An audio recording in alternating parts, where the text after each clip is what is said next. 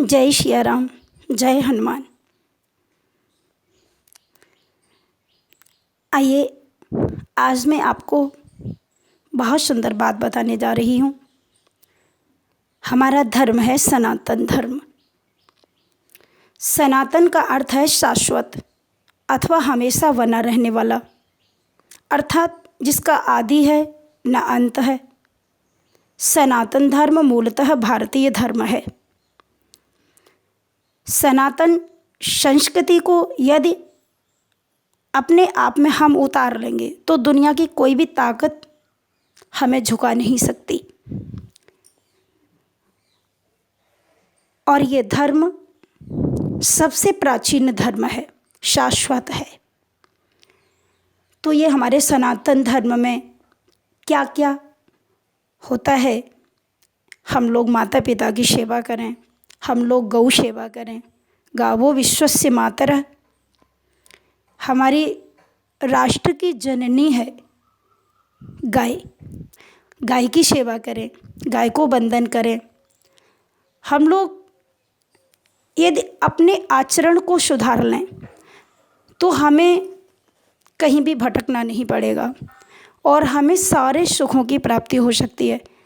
परंतु आज हम वेद शास्त्रों की बात पर भरोसा नहीं करते, इसलिए हमारे मन में बहुत बेचैनी है।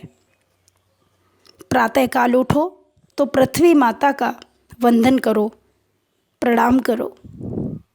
सर्वप्रथम हम पृथ्वी माता के ऊपर पैर तब रखें, उससे पहले उनके चरण स्पर्श कर लें। और एक बड़ा सुंदर मंत्र है, पृथ्वी माँ को स्पर्श करते हुए, उनको वंदन करते हुए बोलना चाहिए, समुद्र वसने देवी पर्वत स्तन मंडले विष्णु पत्नी नमस्तुभ्यं पादस्पर्श क्षमस्व में। हे माँ, दिन रात मैं आपके ऊपर रहता हूँ, कितने सारे पाप करता हूँ, कितना सारा अनिष्ट हो जाता है हमारे द्वारा।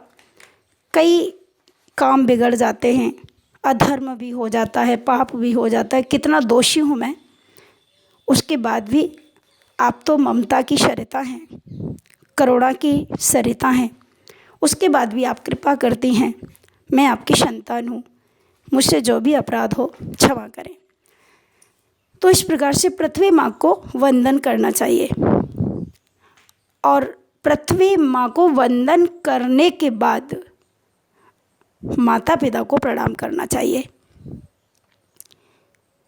माता पिता को प्रणाम जो लोग प्रातःकाल उठकर करते हैं, उनके जीवन में कभी परेशानी नहीं आती है, क्योंकि जो वृद्ध माता पिता से सदा आशीर्वाद लेते रहते हैं, उनके जीवन में कभी कोई अनिष्ट आ ही नहीं सकता, कभी कोई संकट आ ही नहीं सकता, उनका कभी अनिष्ट नहीं हो सकता। आप लोग बांके बिहारी जी का दर्शन करने के लिए जाते हैं, बहुत अच्छी बात है। बिहारी जी का दर्शन उन्हीं को होता है जो बहुत भाग्यशाली होते हैं, जिनके ऊपर किशोरी राधा रानी ठाकुर जी की विशेष कृपा होती है। आप जब बिहारी जी का दर्शन करने जाते हैं तो एकदम से दर्शन होना बहुत मुश्किल है। कभी कभी बहुत भीड़ होती है तो आपको 4-5 घंटे लाइन में खड़ा होना पड़ता है और दर्शन की प्रतीक्षा करते हैं। अब हमें ठाकुर जी दर्शन देंगे, अब हमें बिहारी जी दर्शन देंगे। उसके बाद बिहारी जी दर्शन देते हैं।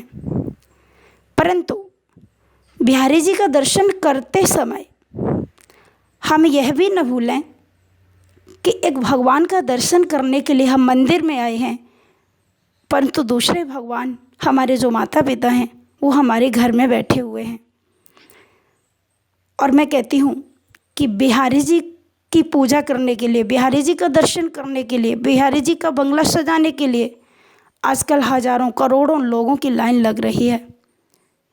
परंतु तुम तो अपने माता पिता की इकलौती संतान हो। मैं कहती हूँ, यदि एक बार बिहारी जी के पुजारी तुम न बनो तो कोई बात नहीं, अपने माता पिता के पुजारी बनकर अपने घर पर अपने माता पिता की सेवा करो। और माता पिता की सेवा करके माता पिता से आशीर्वाद लो। आशीर्वाद के हम पात्र बने, हमें सब कुछ मिलेगा। यह भी सनातन धर्म है। हमारे सनातन धर्म में बड़ा एक सुंदर सूत्र वेद में आया है, मातृ देवो भव पितृ देवो भव। माँ भगवान है, पिता भगवान है। संतान को माता पिता के लिए क्या करना चाहिए? संतान को वही काम करना चाहिए जिससे उसके माता पिता का गर्व से मस्तक ऊंचा रहे, बहन को भी और भाइयों को भी। तो मैं बहन भाइयों को यही संदेश देना चाहती हूँ। अरे आज मैं देखती हूँ कि जो युवा भाई हैं वो धर्म का उपदेश तो सुनते हैं, वो धर्म का प्रवचन तो सुनते हैं, परंतु चलते नहीं।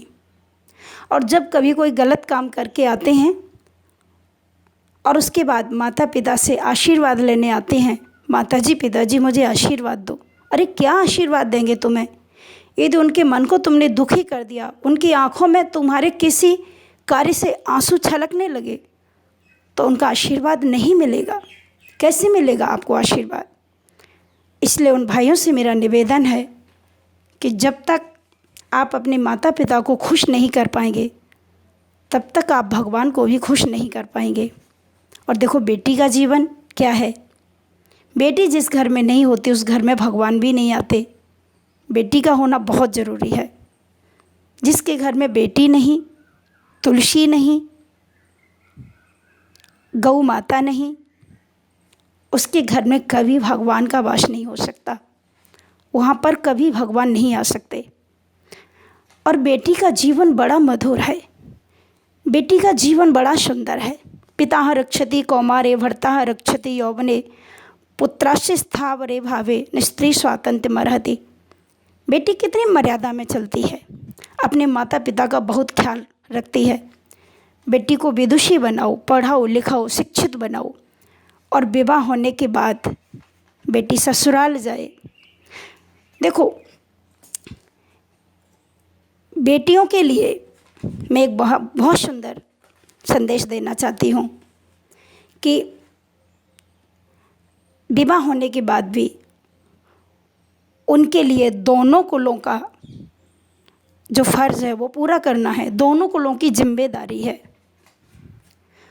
दोनों कुलों को देखते हुए बेटियों को अपना जीवन, अपनी दिनचर्या, अपना सब कुछ दोनों कुलों को खुश रखने के लिए और उनकी मर्यादा का पालन करते हुए, उनकी लोक लाज का पालन करते हुए, गृहस्थ जीवन में भगवान का स्मरण करते हुए, समय समय पर सभी की बात को सुनते हुए, और घर में एक सुगंधी लानी चाहिए। क्योंकि ये जो जीवन है, इस जीवन में बड़ा माधुर्य है। मैं कहती हूँ जो बेटियाँ बहू बन करके, नववधू बन करके ससुराल आती हैं, आज दहेज प्रथा, कितना बड़ा भ्रष्टाचार फैला हुआ है। दहेज प्रथा को लेकर के जो है वही मांगता है, माता पिता को सब कुछ देना पड़ता है, और सब कुछ देने के बाद भी कभी कभी लगता है कि उनकी बेटी को जीवन में खुशियाँ नहीं मिलती।